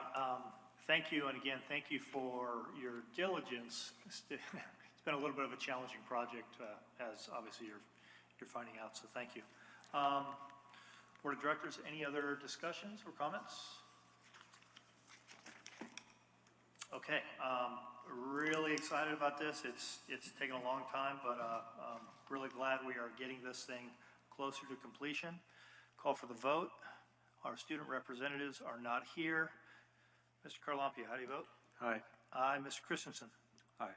Thank you. Aye. Mr. Dooley is absent. Mr. Jones says aye, and Area 2 is vacant. Number 7 is an action item. This is for Resolution 11-2223 for a Fallbrook High School improvement project. I need a motion and a second on this, please.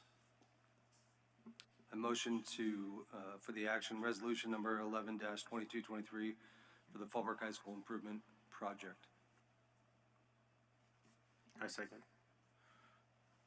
Thank you. Motion by Christian, second by Mr. Carlampio. Any discussion?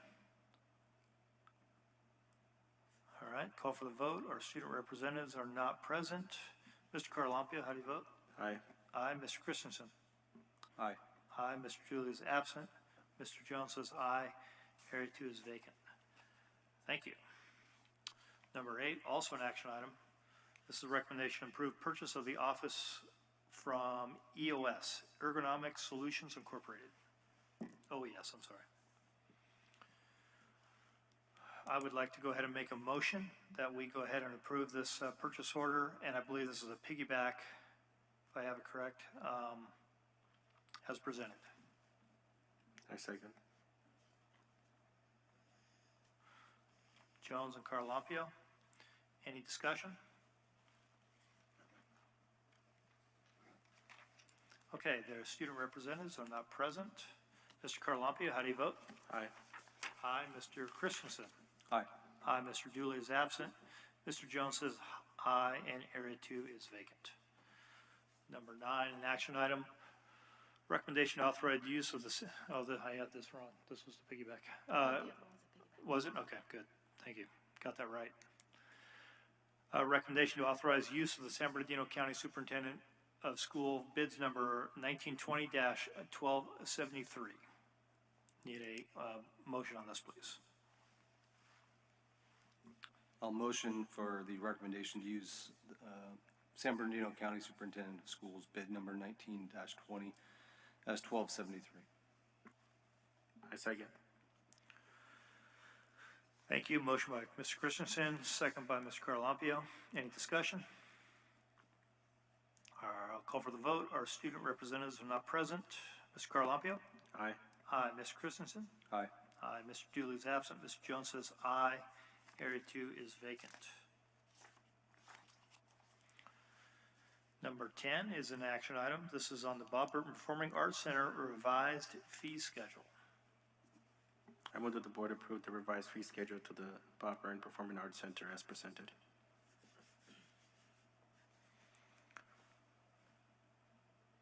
All right, I'll go ahead. Ms. Carlampio, motion.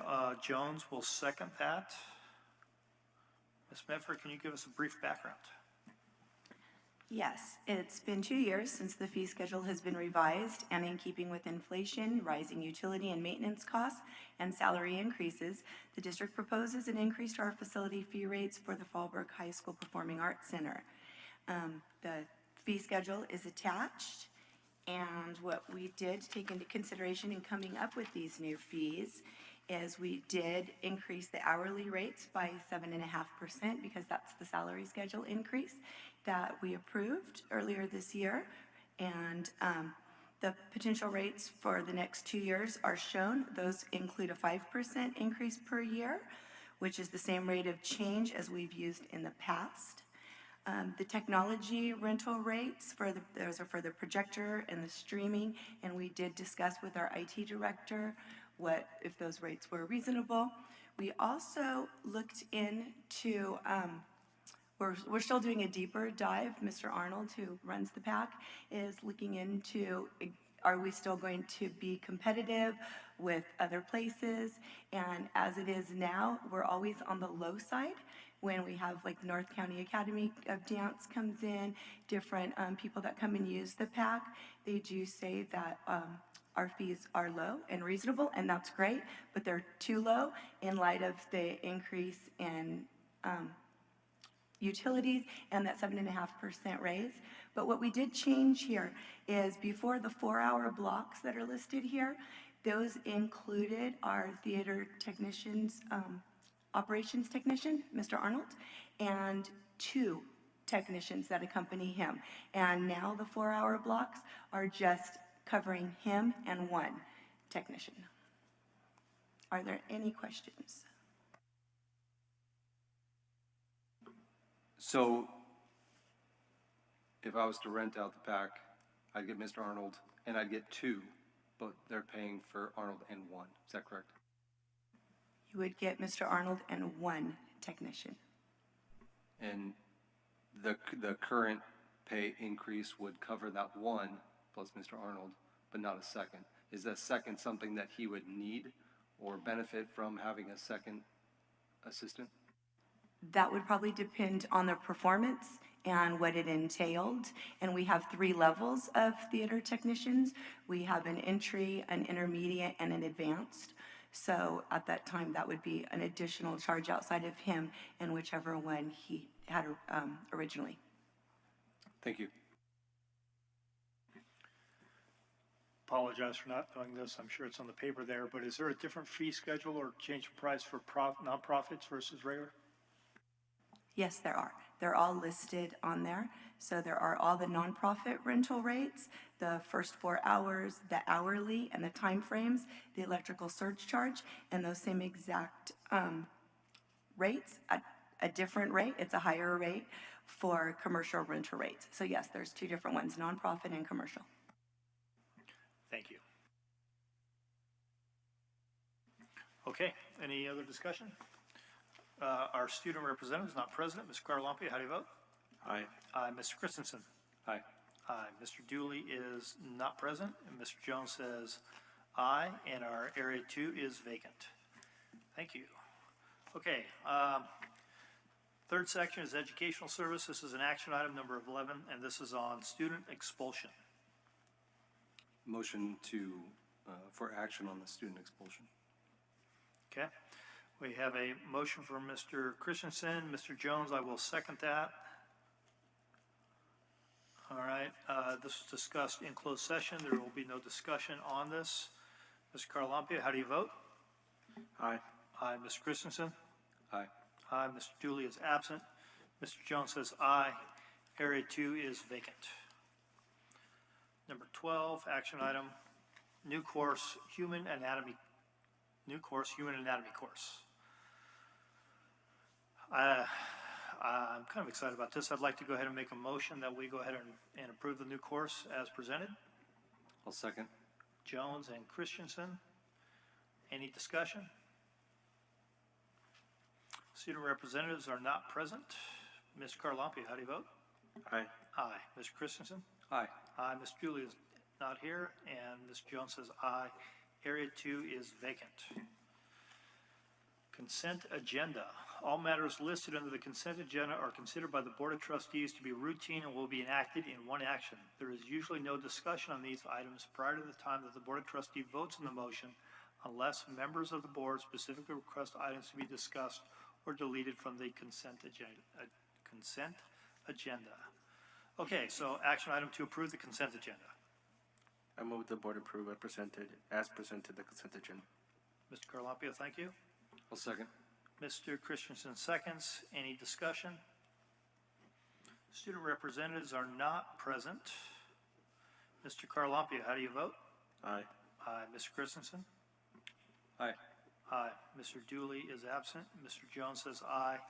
And Area 2 is vacant. Organizational matters. This is the appropriate place in the agenda for members of the board to request the superintendent to provide further information regarding items discussed at this meeting and/or request that new items of business be placed on future agendas. Are there any organizational matters? Okay, hearing none. Thank you. Date and time of the next meeting. Of course, this just changed. Do we have the next date? Yes. April 19th? Okay. The next regular meeting for the Board of Trustees will be held on Wednesday, April 19th, 2023, as per the vote in item action 1A. The approved revision to the Board of Trustee calendar meetings. That meeting will be held at 5:30 p.m. here at the Bob Burton Performing Arts Center at Fallbrook High School. There be no further business to come before the board. The regular board meeting from March 13th, 2023 was adjourned at 7:33 by President Jones. Thank you.